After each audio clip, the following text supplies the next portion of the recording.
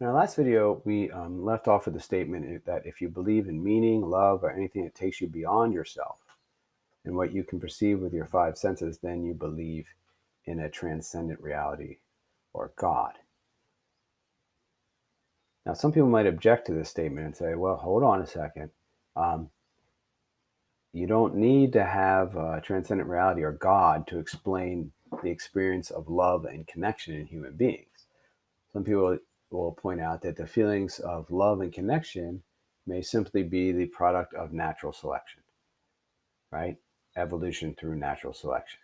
Because, right, humans who feel a feeling of love and connection to each other, right, they would help each other and then they would survive and reproduce more than humans and other species that didn't. So there's actually an evolutionary advantage, some people will point out, to these feelings of love and connection, which I was claiming are experiences of the transcendent. Some people will say, no, it doesn't have anything to do with a transcendent reality, a reality beyond what we see. It is actually just a side effect of the reality that we see, right? It's just a result, it's just a way or a means of helping human beings to continue the species, right? It's just a side effect of the process of evolution through natural selection. Okay. Now, to this objection, I will ask the question, right? As someone who believes in the transcendent, I I may reply, uh, where did this drive to continue to exist that's at the heart of evolution and natural selection come from? I mean, there are many people who want to talk about evolution and natural selection uh, without questioning the basic drive that it has uh, for existence.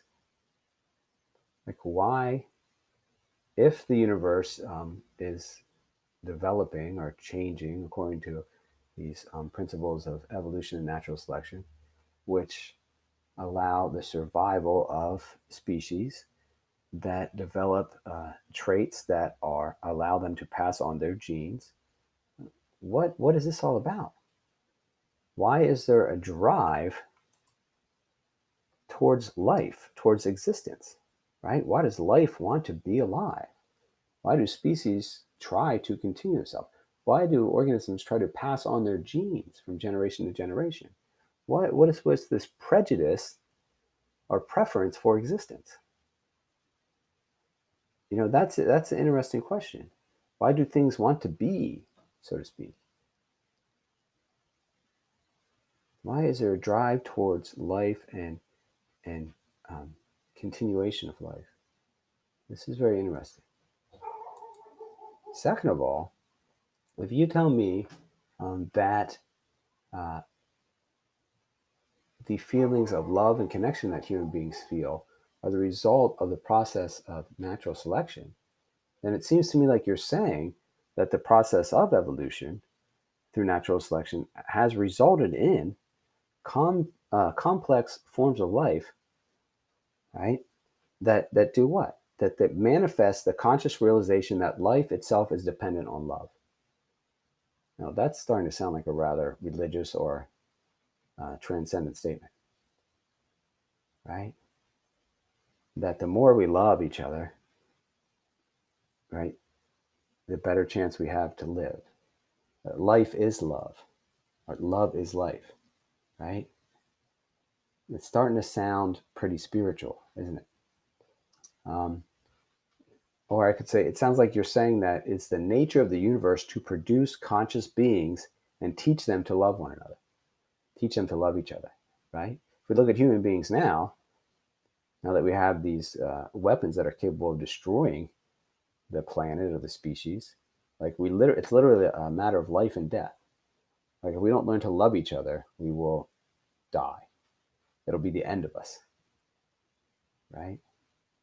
Think about that. I mean, and you're saying, well, this is what the process of evolution has produced, right? The most complex forms of life.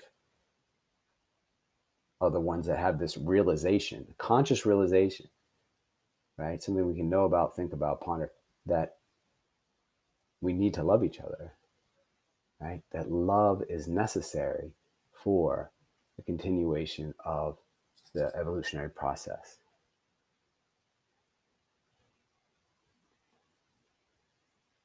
Love is necessary for this level of consciousness to continue and develop, right? Another way I could say it, that just sounds very spiritual and very transcendent, is it seems like you're saying that the apex of evolution so far is beings who realize the source of life is love and compassion for others. This is getting awfully close to God is love, right? This is getting awfully close to transcendent statements. Or it seems like you're saying that the universe shows preference for the development of beings who are aware that they are part of something greater than themselves. Again, all these things, it just seems like a rather transcendent statement coming from the perspective of someone who believes in the transcendent reality due to their personal experiences, right? So I would say to someone like that, to this argument, you might be a pantheist. You might believe that the universe itself is, in its totality, is a transcendent God, but you don't seem like an atheist, right? Because a true atheist would believe that there's no meaning, right? They wouldn't believe in love, right? Whereas, and granted, I understand this is from the perspective of someone who has had personal experiences that lead them to believe in a transcendent reality. It sounds like the original statement here that human beings feel love and connection as a result of the process of evolution. That seems like some rather spiritual and transcendent statement, right? If you follow the conclusion, right? If you look at it as the expression of the process of nature and evolution as a whole. So that's just a little example, that brings us to the point, where I'm saying anything, if you believe in meaning love, you believe in a transcendent reality or God, right? And what is that all about? That really is about my personal experience, right? And I realize that someone who had a different personal experience might not see it that same way. But the point of this, the main point of this series of videos has been to help us realize that although the ideas about the transcendent or God are shared with us through various communities, a sound, reasonable belief about the existence or non-existence of the transcendent God comes as a result of our personal experience and interpretation of our personal experiences. Right? Let's look at the reasons that we talked about believing in God. Believing in God just because everybody else does. We said that's no good. That's not going to make a sound belief, right? That's just a blind faith. It doesn't have much depth to it. It's not going to hold up to much. It's not going to help us much, right? It's not a good reason to believe in God. Likewise, if someone doesn't believe in the transcendent just because others don't, that's just as bad. That's not very rational or scientific at all. Matter of fact, it's quite the opposite. Again, and then we said if you believe in God because it explains the origins of life in the universe, it's not a good reason because you don't need that. We don't need to believe in God to understand the origins of life and the universe. But if you say, oh, well, since we don't need God to explain the universe, the origins of life in the universe, then God must not exist. That's not very rational either, is it? Again, it doesn't disprove that there's a God just because doesn't have to be a God, right? Lots of things exist that don't need to exist. As a matter of fact, everything that exists does not need to exist. We looked at the psychological need for certainty on both sides, people who use religion to fulfill this, and people who use science to fulfill this, and therefore discredit the transcendent or don't believe in it because they say, no, science gives us certainty. And so there can't be anything outside of that because then I wouldn't be able to be certain about that, right? Understand that? Someone who is placing their psychological need for certainty on science, right, would often discredit the transcendent. They would not want to believe in it because science can't tell them about the transcendent. It can't give them that certainty. And that would mean that there would have to be something that they could not know about. There would have to be something that remained mysterious and unknown. So they don't want that. And so they would say, nope, if science can't see it, if it's not part of the empirical perceptible world, it doesn't exist, right? That's not rational though, is it?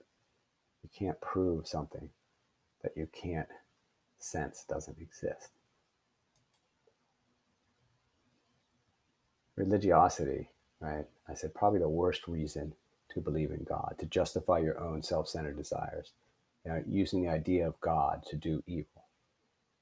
Cross that one off. I hope people aren't doing that, right? Or at least that we can notice when we're doing that and let go of that use of evil, or let go of using ideas about God to do evil, ideas about the transcendent, to go against the transcendent, right?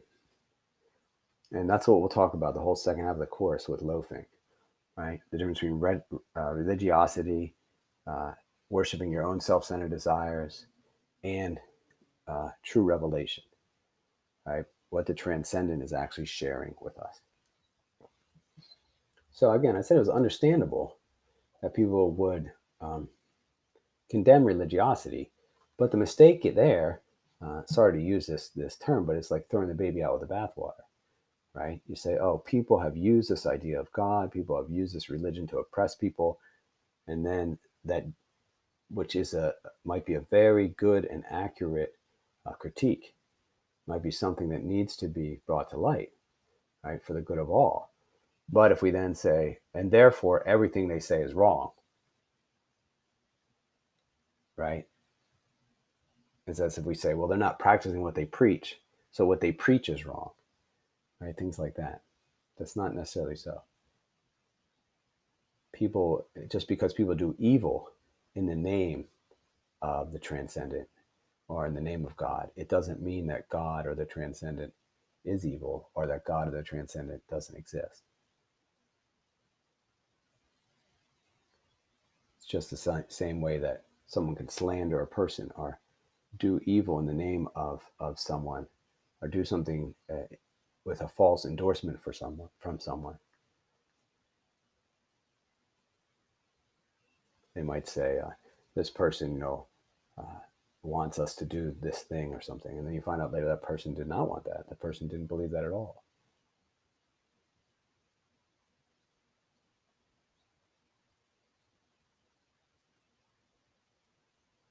Finally, a lot of times people don't believe in a particular image or idea of God. And then when they say, oh, well, this is not true, this idea about God isn't true, they might come and say, oh, nothing about God is true. God doesn't even exist, or the transcendent doesn't exist. When really what they really are experiencing is the conviction that it doesn't exist in the way that people have told them. So again, very understandable, but not really a good reason to not believe in God.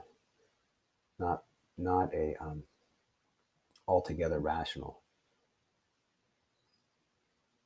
justification of that belief. What do we end up having then is personal experience. This is the one thing, right? And this doesn't mean it's just your personal individual experience. No, these personal experiences come to us through our communities, right? So we talked about the first mistake, believing just because everybody else does, right? So our community might bring us these ideas, but then we have to say, does it fit with what we experience personally? Is there a correlation, right?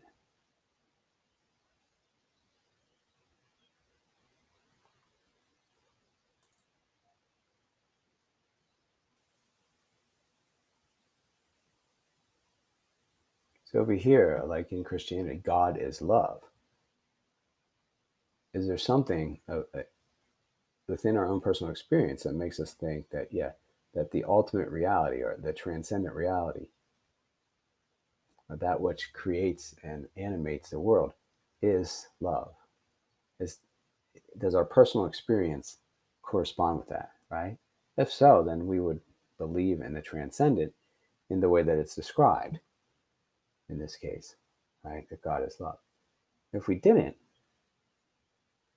well, then we might not. Or if we haven't had the experience of love, we don't even know love. What's that? What are you really talking about? It's just a word, right? Or if we've had it but don't recognize, right, the implications of experiencing love, don't recognize, what's really going on there, well, then we might not believe in a transcendent reality or God. So finally, just to go back to the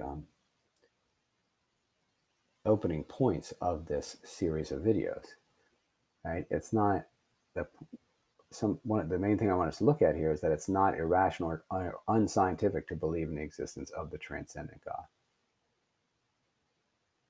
right? It can either the transcendent God, the existence of the transcendent God is not something that can be proven or disproven, right, through scientific evidence, right, because it is beyond the empirical senses.